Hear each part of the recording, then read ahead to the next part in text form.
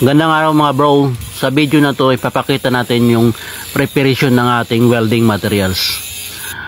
So ito yung gusto nating makuha. Dapat ang bevel natin ay nasa 30 degrees angle.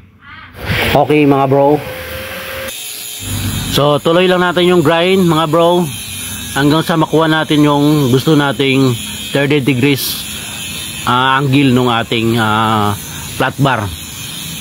Make sure na nakagamit tayo ng ating PPE para iwas po tayo sa disgrasya na mangyayari. Technique sa ating pag-grind, kailangan kabilang gilid ng ating grinding disc lang yung nakalapat. Diin natin ang bagya para mas mabilis yung kain ng ating grinder. Bago natin lapag yung grinder, siguraduhin natin na mahina na yung ikot. Sa ganong paraan, makaiwas tayo sa disgrasya. Ito yung ating rot face. Dapat 2.5 mm. Sing laki nung ating electrode diameter. Ito yung kukunan natin ng base. So tapat lang natin para sigurado tayo na pareho yung kanyang kapal. So 2.5 mm. Okay mga bro, tingnan natin, double check natin, tingnan natin kung pareho dito sa kabilang dulo. Okay, kabilang dulo, okay, pantay siya. Yan, para pag winali natin madali na siyang lumusot. Okay, so ito siya, kailangan dalawang metal lang gamitin natin. 30 degrees yung kabilaan.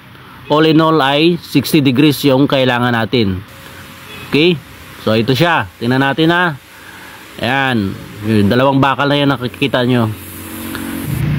Okay, tingnan natin bro sa ating drawing. Ito na siya, dalawang bakal na pinagtabi natin.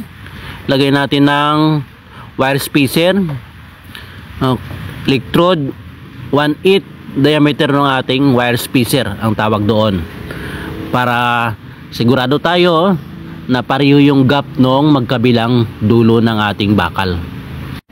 So ganito lang mga bro, magawa ng ating wire spacer. Kuha lang tayo ng 1/8 diameter ng ating electrode. Tanggalin natin yung plugs. Katulad sa nakikita nyo, tinatanggal natin yung plugs. Yan. Then fold natin siya. Ay sus, walang kabagay-bagay. Chicken at chicken. Oh, see? Then lagyan na natin mga bro sa pagitan ng ating dalawang bakal para make sure na pareho yung gap. Tacking natin magkabilang dulo.